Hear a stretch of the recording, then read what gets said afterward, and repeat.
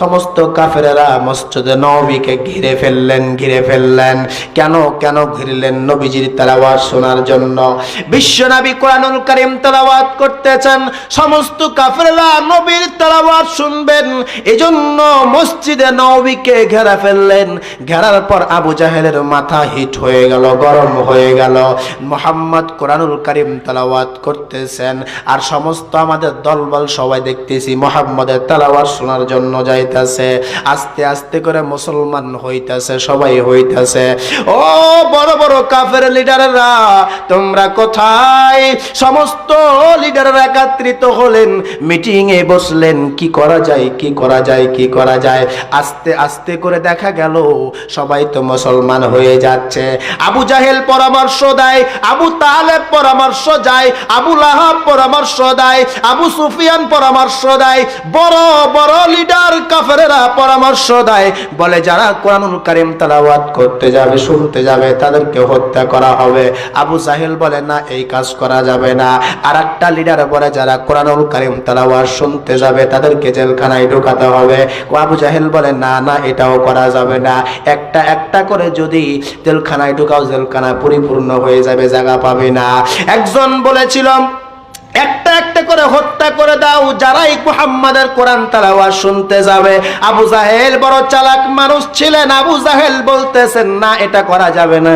আবু জাহেল ভালো করেই বুঝে মুহাম্মাদের কোরআনুল কারীমের মধ্যে এতটা মধু, আমি আবু জাহেল ও মুহাম্মাদের তেলাওয়াতের জন্য পাগল।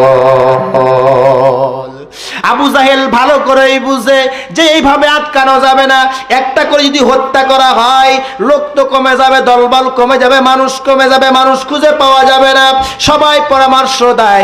লাস্ট পর্যায়ে আবু জাহেল বললেন, শোনো আমি একটা পরামর্শ দেই, এটাই সবচাইতে ভালো হবে। কি পরামর্শ রে আবু জাহেল, তোমরা বলো। আবু জাহেল বলতেছেন, যারা মুহাম্মাদের কোরআনুল কারীম তেলাওয়াত শুনতে যাবে, সকালবেলা তাদের দিন দুপুর বেলা গোটা মদিনার জমিনের ভিতরে জুতার মালা গলায় দিয়ে ঘোরাতে হবে। আবু জাহেল বলতেছে যে মুহাম্মাদের কোরআনুল কারীমের তেলাওয়াত যারাই শুনতে যাবে তাদের জুতার মালা গলায় দিয়ে গোটা মদিনা ঘোরাতে হবে, তাহলে মান সম্মান থাকবে না, ইজ্জত হারিয়ে যাবে। আল্লাহ রাব্বুল আলামিনের নবী মসজিদে নববীর ভিতরে কোরআনুল কারীমের তেলাওয়াত কন্টিনিউ চালিয়ে যায়। প্রতিদিন তেলাওয়াত করতেছেন, ভয়ে আর কেউ আসে না।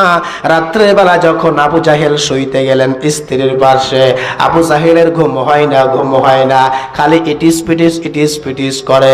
আবু জাহেলের স্ত্রী বলে, আবু জাহেল কি ব্যাপার, তোমার কেন ঘুম হয় না, শুধু ইটিস পিটিস করতেছো কেন? এ আবু জাহেল, কেন তুমি ইটিস পিটিস করতেছো বলো? আবু জাহেল বলে, আমার স্ত্রী, কি বলবো দুঃখের কথা। প্রতিদিন মুহাম্মাদের তেলাওয়াত শুনতে শুনতে আমার নিজেই পাগল হয়ে গেছি। মুহাম্মাদের তেলাওয়াত না শোনা পর্যন্ত আমি আবু জাহেলের ঘুম ধরবে না। সম্মানিত ভাইরা আমার, আবু জাহেলের স্ত্রী বলে, আবু জাহেল তুমি তো আইন পাশ করেছো, যারা মুহাম্মাদের কোরআনুল কারীম তেলাওয়াত শুনতে যাবে জুতার মালা গলায় পরা শুরু হয়ে যাবে। আবু জাহেল খুব সাবধান। আবু জাহেল স্ত্রীকে অনুরোধ করে, ও স্ত্রী আমার, মুহাম্মাদের তেলাওয়াত না শোনা পর্যন্ত আমার ঘুম আসবে না। স্ত্রী, তোমাকে অনুরোধ করতেছি, আমি চোরের মতো যাব, মুহাম্মাদের হালকা একটু কোরআনুল কারীমের তেলাওয়াতটা শুনবো, তেলাওয়াতটা শুনে আমি চলে আসব, তুমি কাউকে বলিও না। স্ত্রী বললেন, ঠিক আছে আবু জাহেল যাও।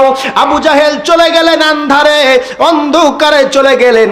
আবু জাহেল এক পা দুই পা করে মসজিদে নববীর ভিতরে যায়। মসজিদের নববীর ভিতরে যাওয়া দেখলেন আমার আবু জাহেলের আগেই আবু সুফিয়ান সেখানে হাজির হয়ে গেছে। যেরকম মারহাবা।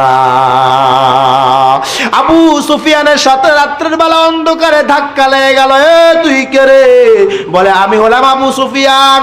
এ আবু সুফিয়ান, কেন তুমি মসজিদে নববীর ভিতরে আসছো? মুহাম্মাদের কোরআনুল কারীম তেলাওয়াত শোনার জন্য আসছি। মুহাম্মাদের তেলাওয়াত তো শোনা বন্ধ রে আবু সুফিয়ান। আবু সুফিয়ান বলে, আবু জাহেল বড় বড় গলা করিস না, বড় বড় কথা বলিস না, তুই বল কেন আসছিস আগে। আবু জাহেল বলে, আমারও ঘুম হচ্ছিল না। কি করব, দুঃখের কথা।